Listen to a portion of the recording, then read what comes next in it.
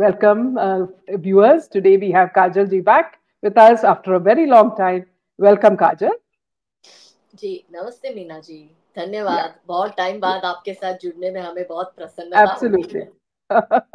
And as you all know, Kajal is very busy usually with all her. She goes to different parts of the country talking about several important factors which have affected the Hindus, and especially in the love jihad case. And she's been doing a lot of work on that.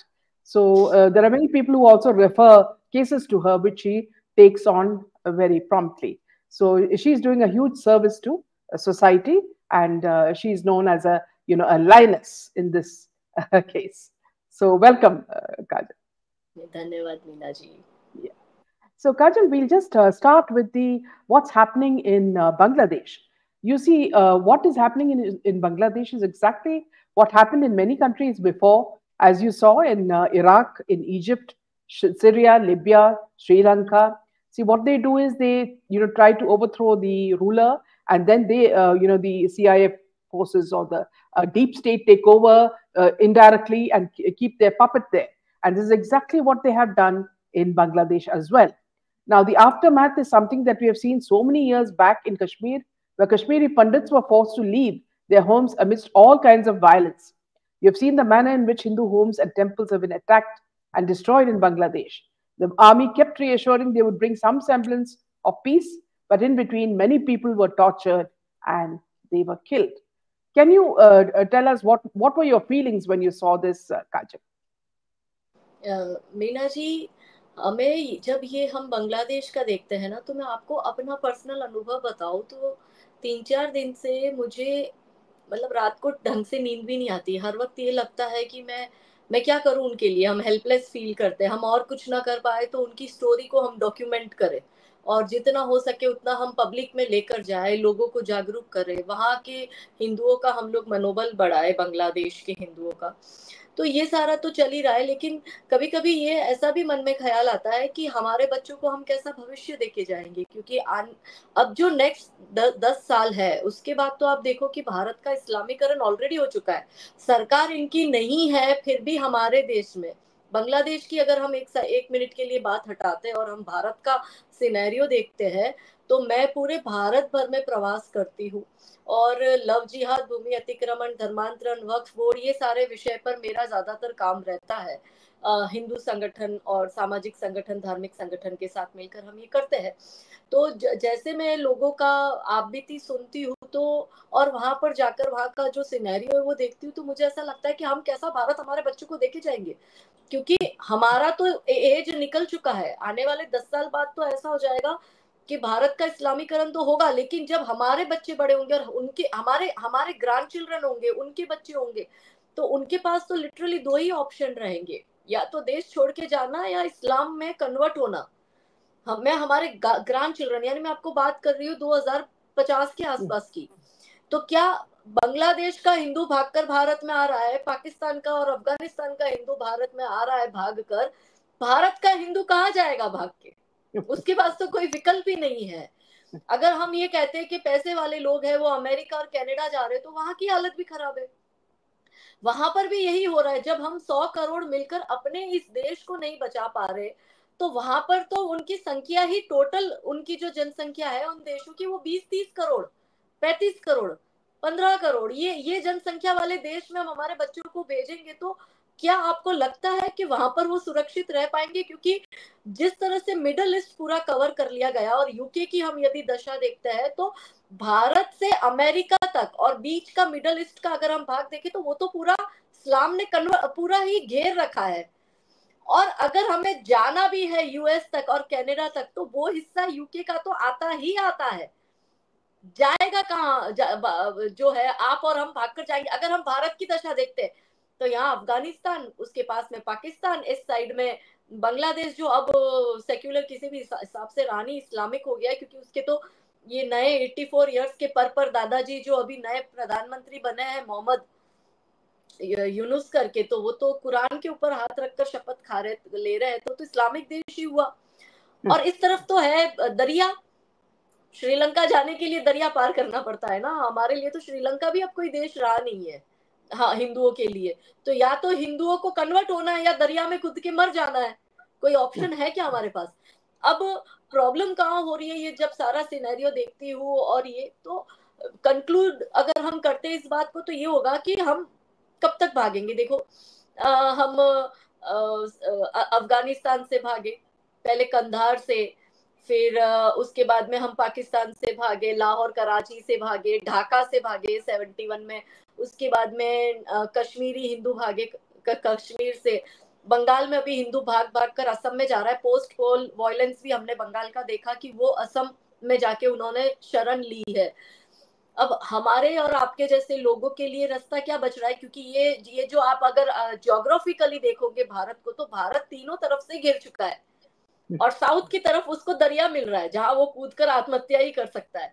तो वो भागकर जाएगा कहाँ? और ये इन लोगों ने इस तरह से घेर रखा है कि जिस तरह से आप देख रहे हो कि सोशल मीडिया में जो लेफ्ट लिबरल लॉबी है या कम्युनिस्ट लॉबी है या इस्लामिस्ट लॉबी है, ये लोग सिविल वॉर की बात कर रहे हैं, ये इंस्टिगेट कर रहे हैं राइट्स को भारत में। और अगर भारत में सिविल वॉर होता है तो आप ये तो देखते ही हो कि हमारे जो हिंदू है वो अलग अलग जाति में बटे हुए। अब राहुल गांधी का बार बार जाति जनगणना की बात करना, ये बहुत प्लानिंग के साथ हो रहा है।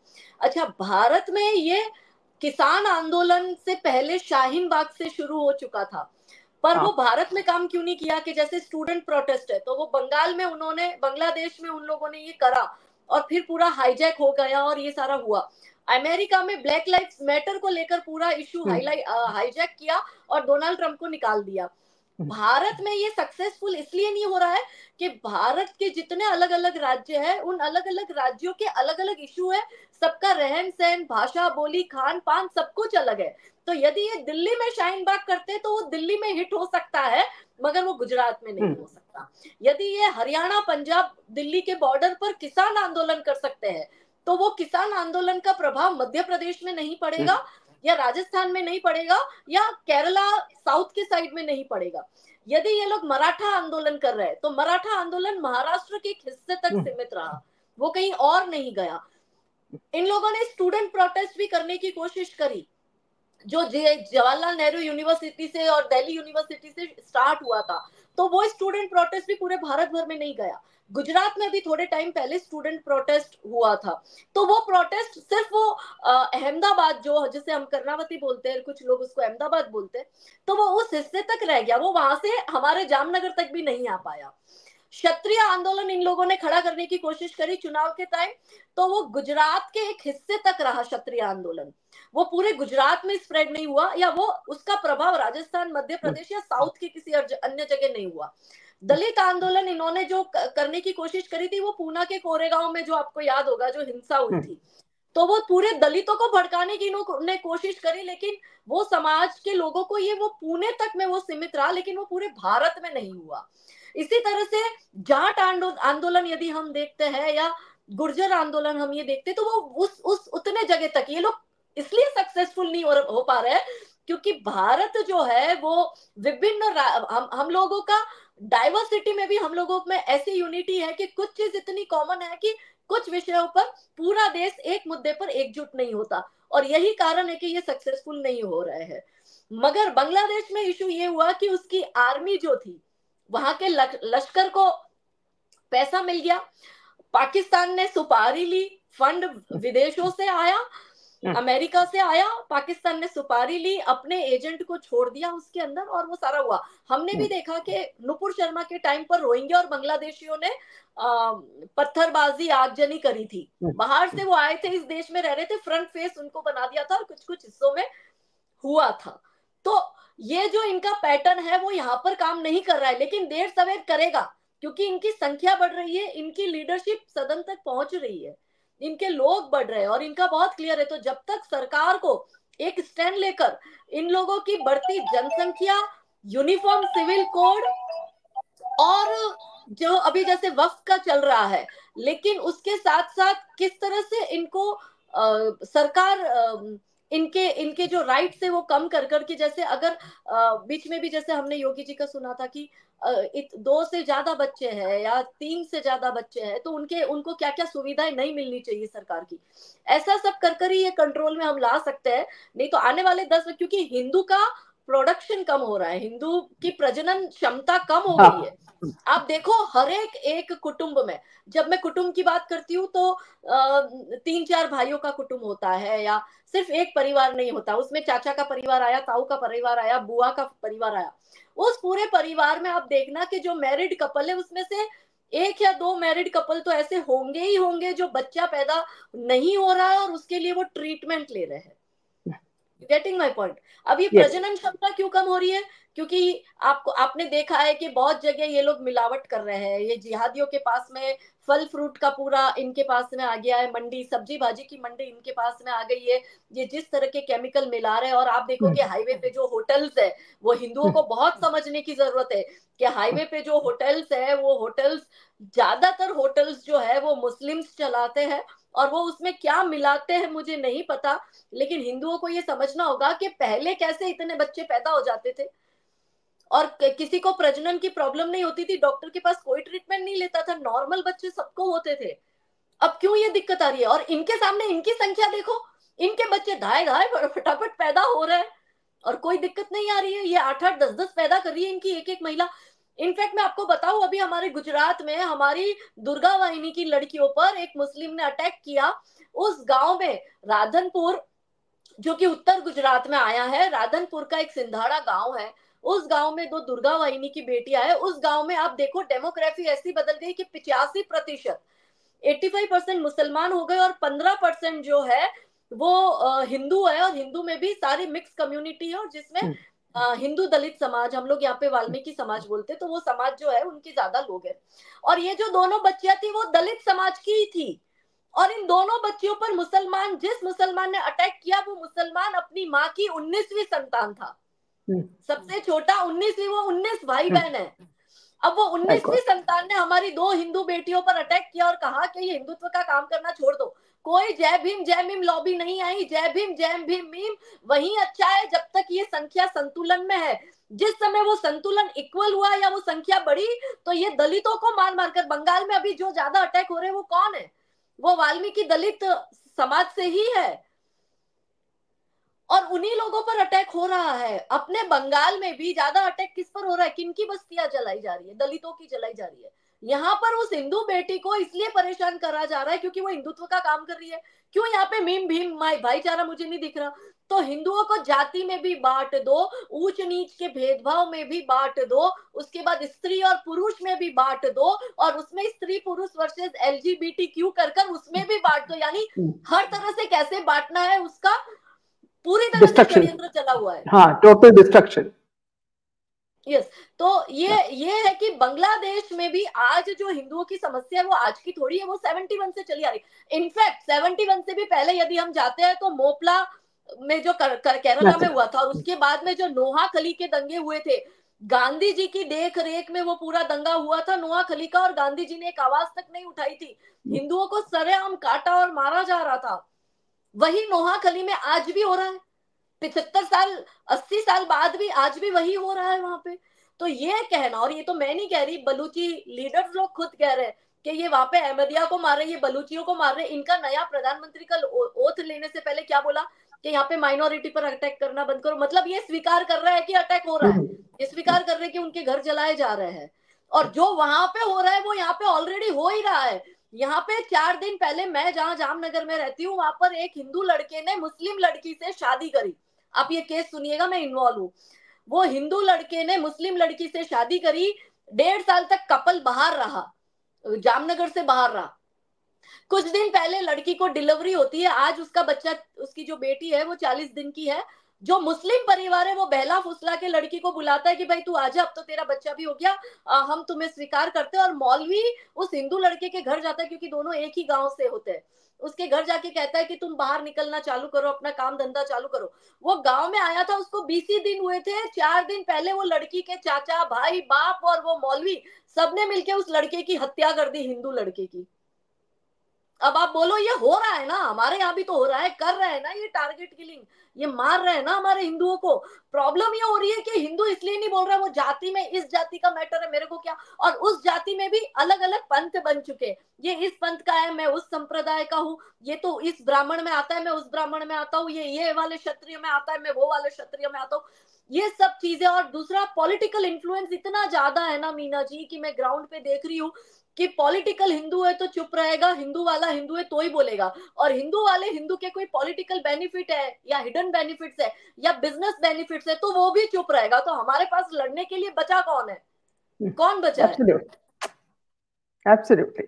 Also, Kajal ji, I wanted to speak about this case, where it happened in UP, where this girl complained of stomach pain to her mother, and then when she was questioned, upon learning the truth that this girl was raped by Moid Khan and Mohit Raju Khan. on charges of gang rape.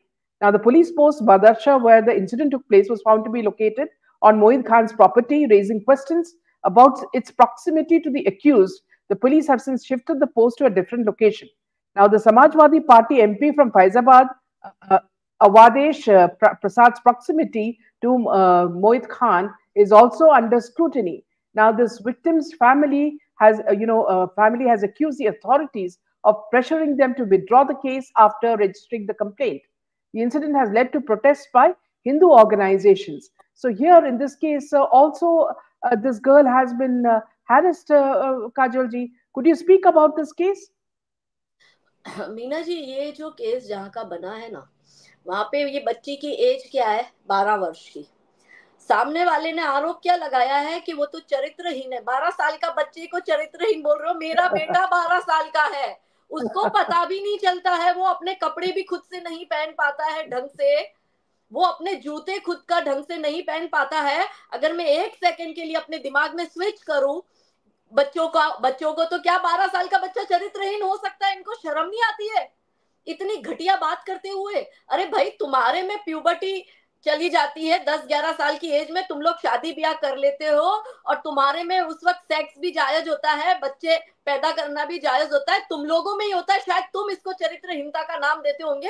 हमारे में 12 साल की बच्ची जो है उसका हम कन्या पूजन करते ही करते हैं, वो हमारे कन्या पूजन में आती है, कितने गिरे हुए हैं। और आपने एक वो वीडियो देखा कि मोइन खान के जो पड़ोसी थे और पड़ोस में जो छोटे छोटे बच्चे थे, वो बच्चों से जब मीडिया जाके पूछती है तो मुसलमान का छोटा बच्चा भी कहता है कि वो लड़की तो चरित्रहीन है। अरे, इन बच्चों को पता भी नहीं है कि चरित्रहीन का डेफिनेशन क्या Yeah. होता है। 12 साल का बच्चा चरित्रहीन हो सकता है, कहते वो उसके साथ अफेयर, 12 साल का बच्चा, कैन यू इमेजिन? और वो जिस तरह से मीडिया इस बच्ची का नाम लीक कर रही है, इसका एड्रेस लीक कर रही है। आप देखो, निर्भया के साथ इतना बड़ा वो जो हुआ था, आज तक किसी को निर्भया का, बहुत कम लोग हैं जिसको उसका रियल नाम पता है। निर्भया का ओरिजिनल एड्रेस किसी को नहीं पता, निर्भया का ओरिजिनल नाम किसी को नहीं पता, निर्भया के माता पिता का नाम किसी को नहीं पता है। वो सारा छुपाया गया था, माइनर बच्चे में नाम छुपाया जाता है, चेहरा छुपाया जाता है। ये मीडिया के कुछ लोग गिद्ध की तरह, वो छोटी 12 साल की बच्ची, क्या उसका स्टेट ऑफ माइंड होगा? मुझे उसमें अपना 12 साल का बच्चा दिख रहा है, क्योंकि एग्जैक्टली वो उसी एज का है। Hmm. ये कितने गिर चुके हैं। और वो अखिलेश यादव का आपने ट्वीट देखा था मीना जी, जिसमें Yes. वो डीएनए टेस्ट की बात कर रहा है, और मैंने उसको कोट करा और रिप्लाई किया Hmm. अखिलेश यादव को कि भगवान ना करे किसी भी बेटी के साथ ऐसा हो, मगर यदि इसकी जगह तुम्हारी बेटी होती, क्या तब भी तुम्हें अपनी बेटी पे विश्वास नहीं होता? 12 साल का बच्चा झूठ बोलेगा, तुम्हें नहीं अब मगर डीएनए आपको टेस्ट करवाओगे। नहीं मगर आपको मालूम है उसका पिताजी ने क्या कहा? See, when they spoke about rape, he said they are boys, हाँ, and बच्चों से they will गलतियां तो। rape. So it was such a man's son can only be like this. और आपको मैं बताऊं, और मैंने ये जो रिप्लाई करा ना, उसमें अखिलेश यादव ने अपने गुंडे छोड़ दिए मेरे पीछे सोशल मीडिया पर। इन लोगों ने उसी मेरे ट्वीट पर, और इनके स्पोक पर्सन भी उसमें आए, और वो सीधा अटैक कर रहे हैं। और इनके लोग डायरेक्ट मेरे पर अटैक कर कर ये कह रहे हैं कि तुम्हारा बाप होता और वो ऐसी हरकत करता तो क्या तुम डीएनए नहीं करवाते? मैंने कहा, मतलब तुम मोइन खान को अखिलेश यादव का बाप समझ रहे हो क्या, कि तुम बाप से तुलना कर रहे हो? मैं एक बेटी की बेटी से तुलना कर रही हूँ, तो तुम बेटी की बेटी से तुलना करो। बाप से मोइन खान क्या उसका बाप लगता है कि वो बाप के साथ मेरे बाप की तुलना कर रहा है? मतलब आप सोचो कि ये कल्चर इनका, अखिलेश, और इनकी तो अपब्रिंगिंग ही ऐसी है। वो कहता है ना बच्चों से गलतियां हो गई, बुलंदशहर वाले गैंग रेप में ये लोग हंस रहे हैं, ठाके लगा रहे, गुंडा राज था खुलेआम, ये लोग बहन बेटियों की इज्जत लूटते थे इनके गुंडे। और अभी इन्होंने कुछ सीटें आई है तो आप देखो कि इनका इतना गुंडा राज आ गया है, मीना जी, अखिलेश यादव का और इनके गुंडों का, कि अयोध्या जैसी पवित्र भूमि पर बलात्कार करते हैं, और उसमें भी ये एक बेटी का चीर हरण कर रहे हैं, एक 12 साल की बच्ची का। क्या और इनके उनका घर की 12 साल की सर्वेंट की, बेटियां ऐसी हरकत करती है? हाँ, and also his servant was raped the child. His हाँ, servant also raped the child.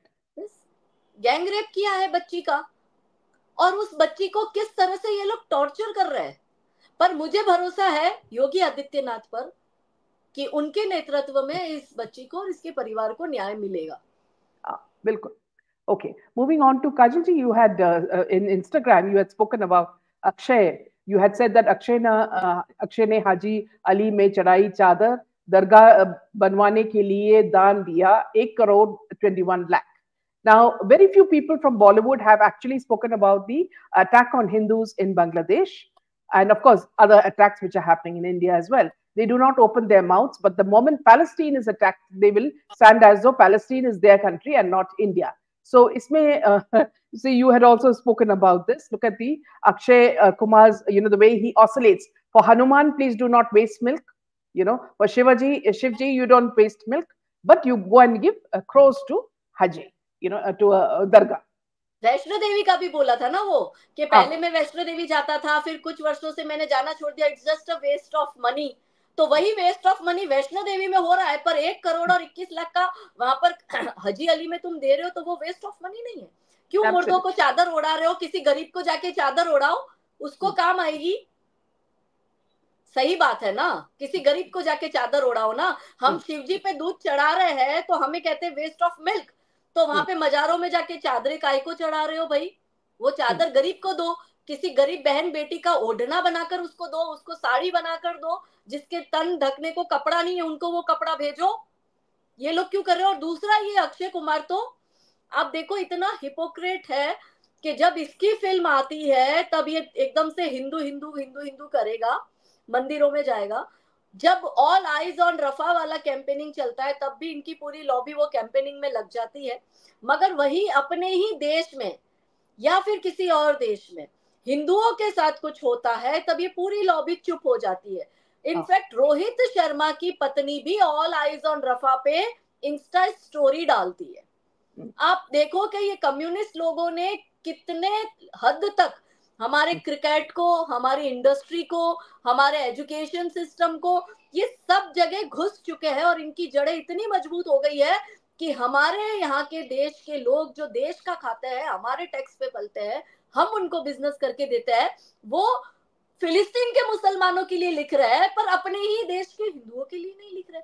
किसी ने इस 12 साल की बच्ची के लिए लिखा, जबकि वो कथुआ की आशिफा, आपको याद है, तख्ती लेकर ये लोग खड़े थे कि I am Hindustani, I am ashamed, और जो रेप हुआ उसमें स्पेशल इन्होंने देवीस्थान शब्द लिखा, और इस बेटी के लिए इन लोगों ने कोई तख्ती लेकर नहीं दिखी। ये तख्ती गैंग, हमारे स्पोर्ट्स पर्सन भी आप देखो वो भी इसमें चल पड़ते हैं, मगर वही लोग हमारे देश के मैटर में कहीं नहीं दिखते। वो मैटर जो हिंदुओं से रिलेटेड हो, जिसमें हिंदुओं पे एट्रोसिटी हो रही है, उसमें नहीं दिखते। हाँ, मुसलमान को कोई एक थप्पड़ मार देगा तब भी ये सारी लॉबी जो है वो चालू। तो आप देखो कि आज हमारा ये हाल है, ये पूरा सिस्टम, इकोसिस्टम इन्होंने बना लिया, अपना देश को हाईजैक कर लिया, जुडिशरी को हाईजैक कर लिया, गवर्नमेंट को हाईजैक कर रहे, एनजीओस को हाईजैक कर लिया है, सेलिब्रिटी, स्पोर्ट्स, फिल्म्स, आप कुछ भी उठा के ले लो, सब जगह इन्होंने हाईजैक कर लिया। हम कहाँ जाएंगे 10 साल बाद? Also, recently, Kajalji, in Muzaffarnagar, a person called Arbaz murdered his wife Chahat.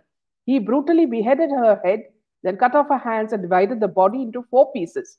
Now, Arbaz had married a 21-year-old woman named Chahat from Uttarakhand about 6 months ago. He chopped her body, packed it in a sack, and threw it in the Kali River. How can a person behead a girl he loves and chop her into pieces? This is very similar to what happened to Shraddha. So you remember that case? And still, and see, this seems to be a pattern, and people are just taking it as a normal case.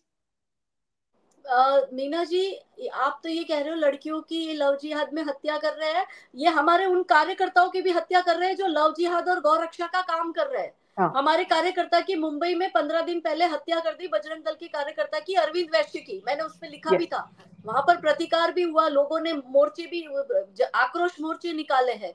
हाँ, अरविंद वैश्य एक छोटा सा land 24 land 25 जिहाद साल में, का, land जिहाद में, हाँ, हाँ, नहीं, वो ये कार्यकर्ता था अपना बजरंग दल का, अच्छा, जो लव जिहाद, लैंड जिहाद और धर्मांतरण के गौरक्षा के हाँ विषयों में हाँ, कार्य मुझे कर याद रहा है, था। यस यस उसकी यस, हत्या कर दी अभी 15-20 दिन पहले।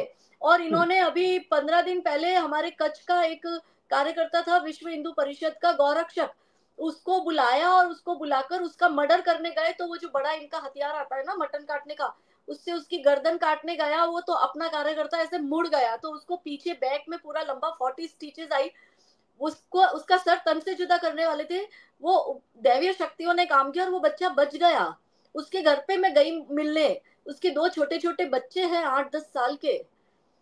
सोचो, उसकी भी हत्या गुजरात में भी कर ही रहे हैं ना।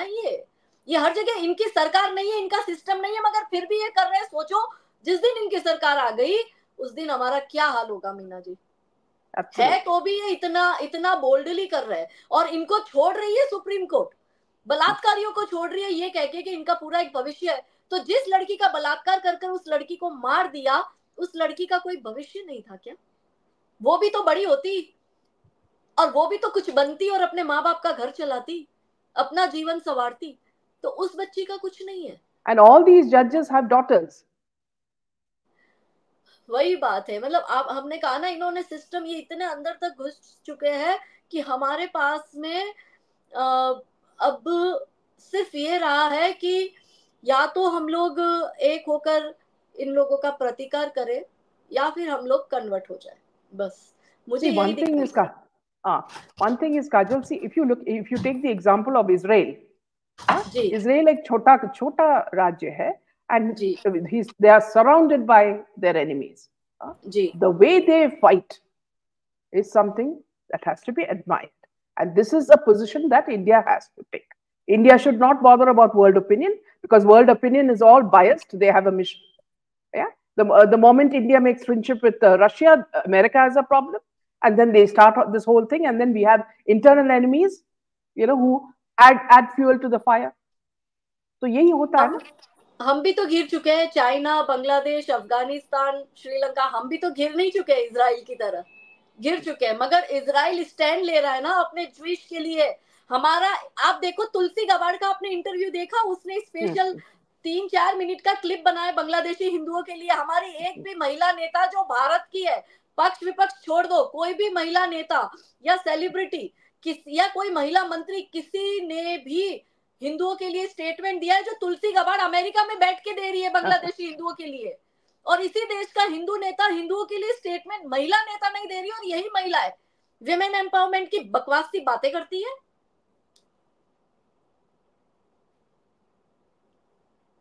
So unless we stand strong and we, support, each Hindu supports the other Hindu, this is going to continue, and they will do whatever they feel is, okay by their law. मैं इतना ही कहूंगी मीना जी, शायद controversial होगी ये line, पर मुझे यही दिख रहा है कि हुए सनातन पुण्यों से इसको मत अभिशाप करो, उठो हिंदुओं शस्त्र उठाओ, अपनी रक्षा आप करो, कोई नहीं बचाने आएगा, अपनी रक्षा हमें खुद ही करनी पड़ेगी।